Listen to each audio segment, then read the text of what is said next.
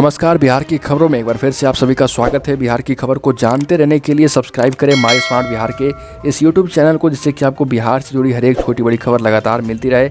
आइए दोस्तों, बिना समय गवाए खबरों की ओर चलते हैं। मुख्यमंत्री के गृह जिले नालंदा में एक 14 साल की बच्ची से गैंगरेप हुआ है। छह हैवान मिलकर पहले लड़की को अगवा कर एक मकान में ले गए, फिर बारी बारी से उसका रेप किया। हैवान तब तक उसे नोचते रहे जब तक वह बेहोश ना हो गई। घटना बेन थाना क्षेत्र की नालंदा की है और अहले सुबह किशोरी अपने घर से बाहर निकली थी। मुख्यमंत्री के गृह जिले में कानून का ये हाल है और 100% ODF के दावे वाले नालंदा में आखिर बच्ची को शौच के लिए घर से दूर अकेले जाना क्यों पड़ा। अगली खबर मुख्यमंत्री नीतीश कुमार के एक व्यक्ति एक पद के नियम के कारण जनता दल यूनाइटेड में बदलाव के संकेत मिलने लगे। राष्ट्रीय अध्यक्ष रामचंद्र प्रसाद सिंह के केंद्र में मंत्री बनने के बाद इसकी सुगबुगाहट तेज हो गई। राजनीतिक चर्चाओं की माने तो मुंगेर से सांसद ललन सिंह और संसदीय बोर्ड के अध्यक्ष उपेंद्र कुशवाहा में से कोई एक अध्यक्ष बनेगा। अगली खबर, रामचंद्र पासवान की पुण्यतिथि मंगलवार को मनाई गई और दिवंगत नेता रामविलास पासवान की जयंती के बाद यह दूसरा मौका था जब लोजपा के दोनों गुटों चिराग और पारस ने जोर आजमाइश की। इस मौके पर अब तक लोक जनशक्ति पार्टी की बगावत में खुलकर सामने नहीं आने वाली भाजपा की एंट्री हो गई। बिहार बीजेपी के प्रदेश अध्यक्ष संजय जायसवाल पारस गुट की ओर से दिल्ली में आयोजित पुण्यतिथि समारोह में शामिल हुए। अगली खबर, पटना के केंद्रीय आदर्श कारा के आसपास बने मकानों को नगर निगम ने नोटिस किया है और 40 मकानों को चिन्हित किया गया है जिन पर शक है कि उनके द्वारा जेल में आपत्तिजनक सामान जेल में पहुंचाई जाती है। उन सभी को नोटिस थमा दी गई है। जेल प्रशासन ने ऐसे 40 मकानों को चिन्हित कर सरकार को इसकी सूचना दी है। अगली खबर, बिहार की सत्तारूढ़ पार्टी जनता दल यूनाइटेड ने तेजस्वी यादव की होने वाली ताजपोशी पर सवाल खड़ा किए और मुख्य प्रवक्ता नीरज कुमार ने तंज कसते हुए कहा कि सुना जा रहा है कि राष्ट्रीय जनता दल में नई ताजपोशी की तैयारी चल रही और वो भी परिवार से ही।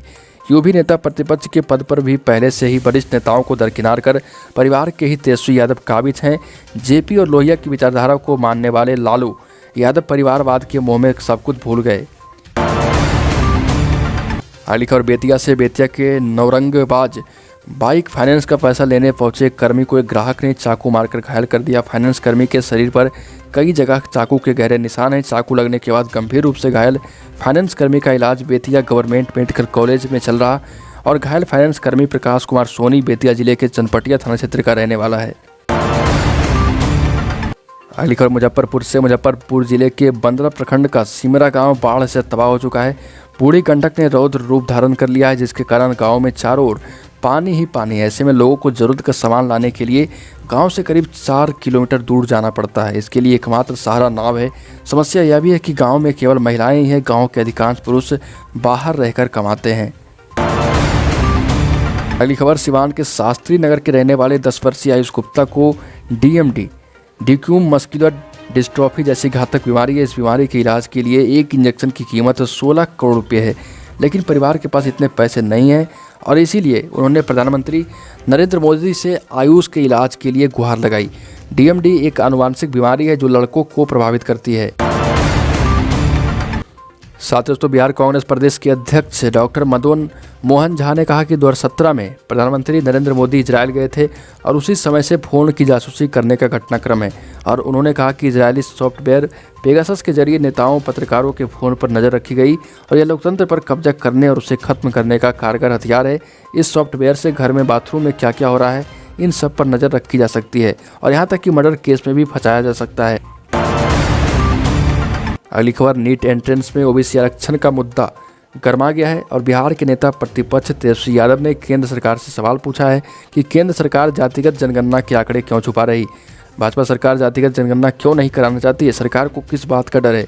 और उन्होंने सोशल मीडिया पर कहा कि केंद्र सरकार ने तय कर लिया है कि सिर्फ अनुसूचित जाति जनजाति की ही मतगणना होगी। केंद्र की मोदी सरकार ने मेडिकल एंट्रेंस नीट परीक्षा में 14,000 OBC छात्रों का हक खा लिया।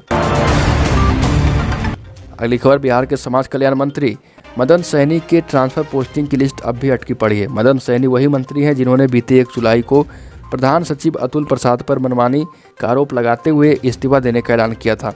मंत्री के रूठने और मनाने के बीच 31 दिन बीत गए, लेकिन अब तक ना तो ट्रांसफर लिस्ट जारी हुआ और ना ही मंत्री का इस्तीफा सामने आया। बाकी विभागों के अधिकारियों और कर्मचारियों का ट्रांसफर जून के अंतिम सप्ताह या जुलाई के पहले सप्ताह में हो गया। दोस्तों, बिहार सरकार और किसानों के बीच की लड़ाई पटना हाईकोर्ट पहुंच गई। सहकारिता विभाग के खिलाफ किसान संगठन ने PIL दायर किया है और किसान अधिकार मंच ने गेहूं खरीद में भारी गड़बड़ी का आरोप लगाया और उनका कहना है कि किसानों के नाम पर वैसे लोगों से गेहूं खरीदा गया जो सरकारी कर्मचारी हैं। PIL में किसानों की तरफ से गड़बड़ी को लेकर प्रमाण भी दिए गए। किसानों की माने तो गेहूं अधिप्राप्ति में सरकारी कर्मचारियों को भी किसान बताकर उनसे गेहूं खरीदा गया। अगली खबर, राज्य स्तरीय संयुक्त B.Ed प्रवेश परीक्षा की नई तिथि घोषणा की गई है। यह परीक्षा पहले 11 जुलाई को होने वाली थी, लेकिन विभिन्न परीक्षाओं से जुड़े राज्य सरकार के आदेश के बाद इसे स्थगित कर दिया गया और अब यह परीक्षा 11 अगस्त बुधवार को ली जाएगी। समय होगा 11 बजे से 1 बजे तक। अगली खबर, बोधगया में पर्यटन सीजन के आगाज की दूर दूर तक कोई हलचल नहीं दिख रही। टूर एंड ट्रैवल इंडस्ट्री से लेकर जुड़े यहाँ सैकड़ों लोग बेरोजगारी की कगार पर पहुंच गए हैं और कोरोना की वजह से विदेश पर्यटकों ने पूरी तरह से दूरी बना ली है। बोधगया में सबसे पहले श्रीलंकाई पर्यटक आकर टूरिज्म के पीक सीजन का आगाज करते थे, लेकिन पिछले साल की तरह इस बार भी सन्नाटा पसरा हुआ है। तो दोस्तों, बिहार की खबरों में अभी के लिए इतना ही। आपने अभी इस चैनल को सब्सक्राइब नहीं किया तो सब्सक्राइब करें, जिससे आपको बिहार की डेली ब्रेकिंग न्यूज़ हर एक सुबह मिलती रहे। मिलते हैं दोस्तों इसी उम्मीद के साथ अपनी नेक्स्ट वीडियो में। तब तक के लिए जय हिंद, जय भारत, वंदे मातरम।